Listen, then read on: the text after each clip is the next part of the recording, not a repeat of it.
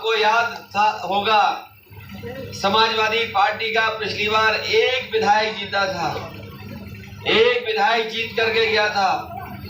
और जब सरकार बनने का मौका आया तो कांग्रेस पार्टी के लोगों ने ढूंढने का काम किया और समाजवादी पार्टी ने समर्थन दिया था।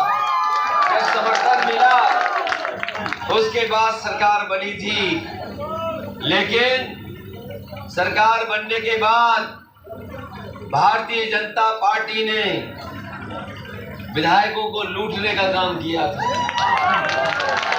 बीजेपी ने विधायक लूट लिए और सरकार बीजेपी ने बना ली। ये भारतीय जनता पार्टी के लोग लोकतंत्र में नहीं, लूट तंत्र पे भरोसा रखते हैं। ये बीजेपी के वो लोग हैं जिन्होंने कहा कि हमारे किसानों की आय दोगुनी हो जाएगी। यहाँ पर किसान हैं, गांव में रहने वाले लोग हैं, खेती बाड़ी करते हैं। बताओ किस किसान की आय दोगुनी हो गई? किसी फसल की कीमत मिली हो? जहां फसल की कीमत नहीं दे पाए और जिस समय खाद चाहिए थी खाद नहीं दे पाए, खाद महंगी कर दी, कीटनाशक दवाइयां महंगी कर दी, हर किसान की जरूरत चीज महंगी हो गई और ये खुले जानवर भी घूम रहे हैं। और नौकरियों को लेकर के इतने घोटाले हुए जिसकी आप कल्पना नहीं कर सकते। किस जमाने में व्यापम घोटाला हुआ था और व्यापम के बाद लगातार घोटाले हुए हैं, लेकिन हमारे नौजवानों को नौकरी और रोजगार नहीं मिला, कोई आने नहीं दिया।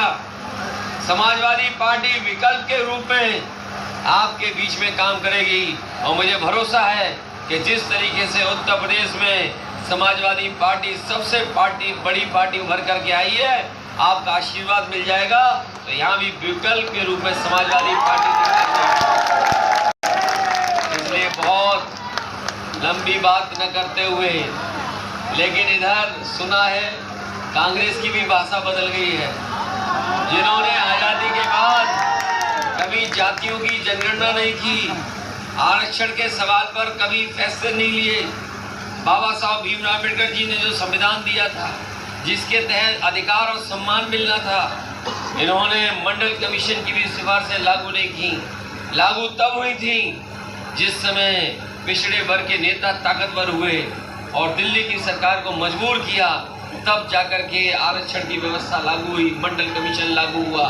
लेकिन मध्य प्रदेश का दुर्भाग्य देखिए, आबादी में ज्यादा, गिनती में ज्यादा, लेकिन अभी भी पिछड़े वर्ग के लोगों को 27% आरक्षण नहीं मिल पा रहा है। हम आपको भरोसा दिलाते हैं समाजवादियों को मौका मिलेगा, हमारा विधायक जीत करके जाएगा मध्य प्रदेश में, और देश के जब कभी भी जनगणना होगी हम समाजवादी लोग जनगणना कराने का काम करेंगे जात के आधार पर, जिससे हमारे लोगों को अधिकार मिल सके, नौकरी और रोजगार मिल सके।